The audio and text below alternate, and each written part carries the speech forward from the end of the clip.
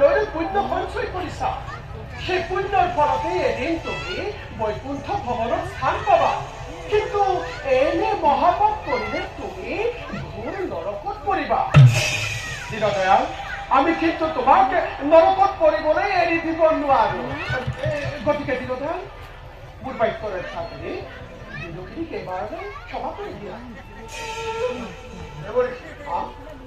আপোনাৰ বাক্য এইবাৰলৈ মই কিন্তু ভৱিষ্যতে যদি এনে কাম কৰে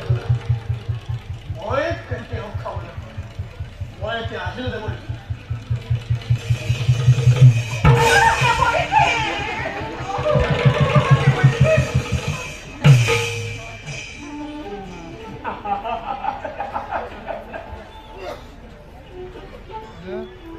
এইবিলাক কাৰ্য উদ্ঘাটন কৰি ঘূৰি ফুৰাৰ বাবে মোক তুঠকীয়া নাৰদ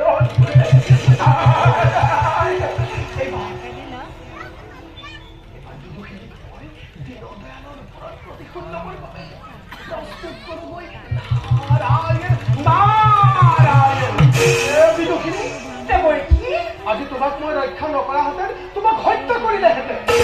এইবাৰ পিছে তুমি দীনদয়ালৰ ওপৰত কি ব্যৱস্থা ল'বা এইবাৰ স্বামী দীনদয়ালৰ ওপৰত মই উচিত ব্যৱস্থা ল'ম সৰুৰাণী খটুৱাই তেওঁকো হত্যা কৰা কেনে হ'ব দেৱৰীথি হত্যা কৰাৰ পৰিৱৰ্তে মোৰ ওচৰত এটি উপায় মোৰ ওচৰত এটি ঔষধ আছে এই ঔষধ যদি তুমি দীনদয়ালক ভক্ষণ কৰাব পাৰা তেন্তে দীনদয়াল উন্মাদ হৈ পৰিব আৰু তেতিয়া তুমি দীনদয়ালক এই খেলৰ পুতলাৰ দৰে নচুৱাই থাকিব পাৰিবা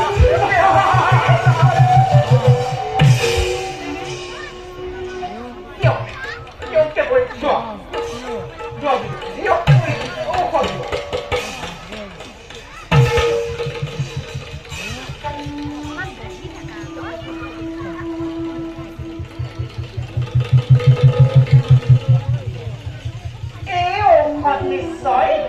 দীনদয়ালক ভক্ষণ কৰা এতিয়া যাওঁ এই বিষয়ে সৰুৰাণীৰ লগত আলোচনা কৰোঁগৈ সৰুৰাণী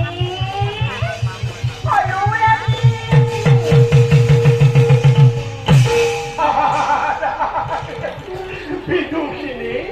এই কালৰ ওপৰত যদি কোনোবাই বিজয় পায় ৰাখে হৰি মাৰে কোনে আৰু মাৰে হৰি